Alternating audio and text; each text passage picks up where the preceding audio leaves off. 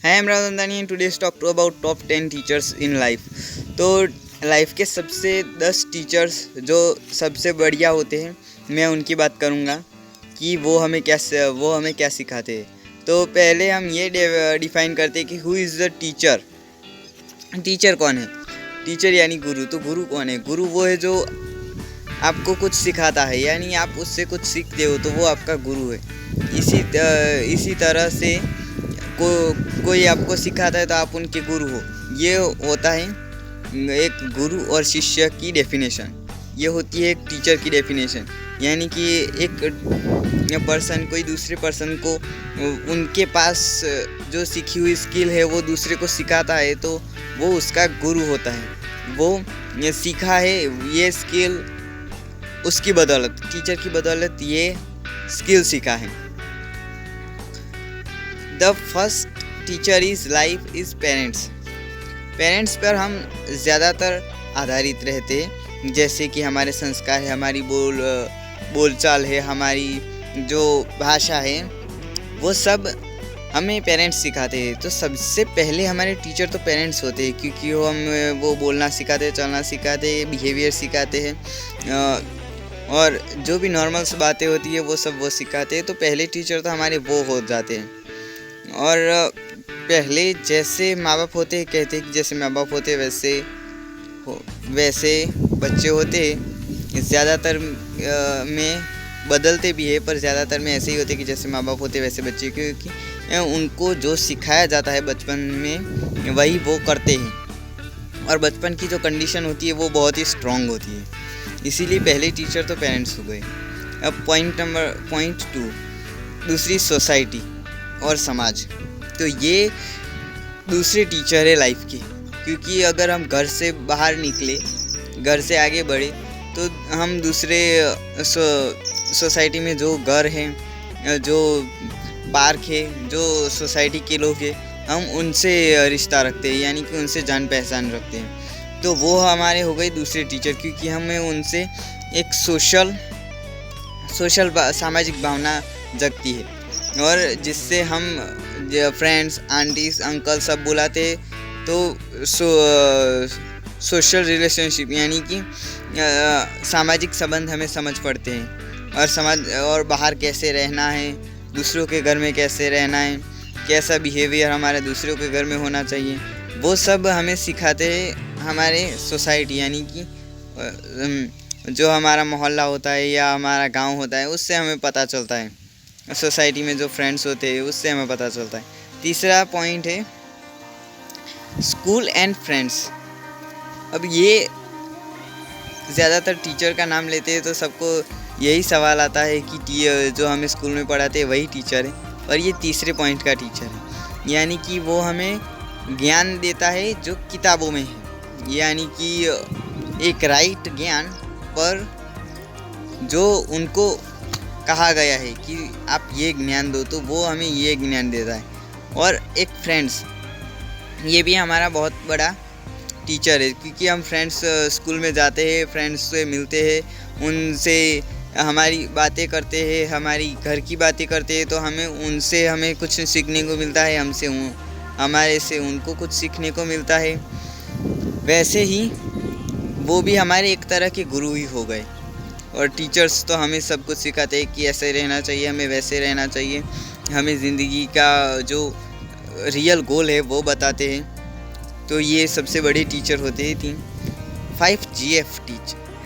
ऐसा नहीं है कि कोई बड़ा पर्सन ही आपको टीच कर सकता है, पर आपको आपके लेवल के, आपके छोटे भी, आप उनसे अगर सीखने की स्ट्रेटजी रखोगे तो आप सबसे सीख सकोगे। जैसे कि GF है, तो वो पहला रिलेशनशिप होता है सिंगल से पहले, सबसे पहले वाला रिलेशनशिप होता है वही GF रिलेशनशिप। उसमें आपको पता चलता है धीरे धीरे आपको फ्रेंडशिप से बढ़कर कैसे एक मैरिज कपल लाइफ में जाना है, कैसे शादी में जाना है, उस सब की डेफिनेशन आपको पता चलती है। 6 है पॉइंट 5 है सीनियर्स टीच। सीनियर्स टीच यानी कि अगर आप स्कूल में जाते हो, कॉलेज में जाते हो, तो जो आपके सीनियर्स हैं उनसे आप बहुत कुछ सीख सकते हो, जैसे कि वो कैसे करते थे, वो इन प्रॉब्लम्स को कैसे हैंडल कर सकते थे। जो आपकी प्रॉब्लम आ रही है वो आपके सीनियर्स की प्रॉब्लम भी रही होगी कब तक, तो आप उनसे भी सीख सकते हो बहुत कुछ। जैसे कि इस प्रॉब्लम को कैसे हल करना है, जैसे आप कहते हो ना कि ये टीचर कैसी है, ये टीचर कैसी है, वो आप सीनियर से पूछते हो, तो वैसे ही आप सीनियर भी आपका एक बहुत बड़ा टीचर हो गए। Point number 7, marriage couple teach, यानी कि अब कॉलेज से आगे बढ़कर देखें तो शादी होती है। तो शादी में जब शादी में दो लोग पास आते हैं और दो लोगों की जो थिंकिंग प्रोसेस है वो मिलती है, तो कई तकरार होती है और कई मामलों में वो सेम भी होती है। तो हम उनसे भी बहुत कुछ सीख सकते हैं, हमारे पार्टनर से भी बहुत कुछ सीख सकते हैं। जैसे कि वो हमारे में से सीखता है, हम उनके में उनसे सीख सकते हैं। वैसे ही एक दोनों की आपले होती है और उनसे वो भी हमारा एक बहुत वो भी हम टीचर की मायने दे सकते हैं उसे भी। 6th पॉइंट, ग्रोथ यानी कि अगर आप पता करोगे कि आप बचपन में कितने कैपेबल थे, 12 साल में कितने कैपेबल थे, 16 साल में कितने कैपेबल थे, 18 साल में कितने कैपेबल थे, तो आपको एक ग्रोथ लेवल नज़र आएगा, आपका ऊंचाई में बढ़ता हुआ ग्रोथ लेवल पता चलेगा। वो भी हमारा बहुत बड़ा टीचर है, क्योंकि ग्रोथ हमें एक रेशियो दिखाता है जिससे कि हम इतना ग्रो कर रहे हैं। अगर हम अभी के टाइम में ग्रो नहीं करें तो वो रेशियो नीचे जाएगा, यानी कि वो हमारी ग्रोथ, हमारे सरेराश ग्रोथ से हमें पता चलता है कि हम नीचे जा रहे हैं।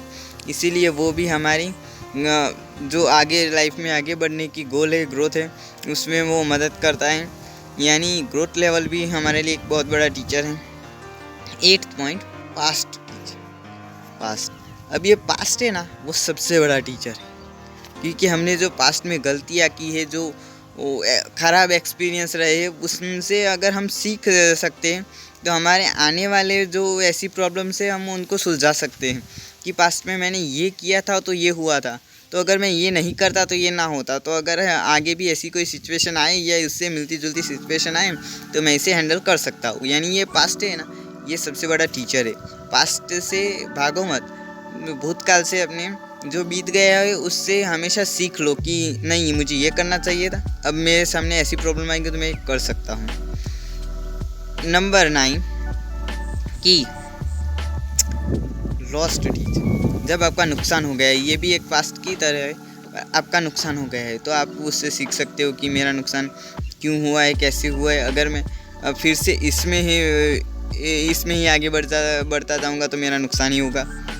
यानी ये भी आपको एक बहुत अच्छा टीचर है ये भी। अब 10th पॉइंट की बात करें तो अगर आपको सीखने की चाहत है तो आप सबसे सीख सकते हो। जैसे ऑल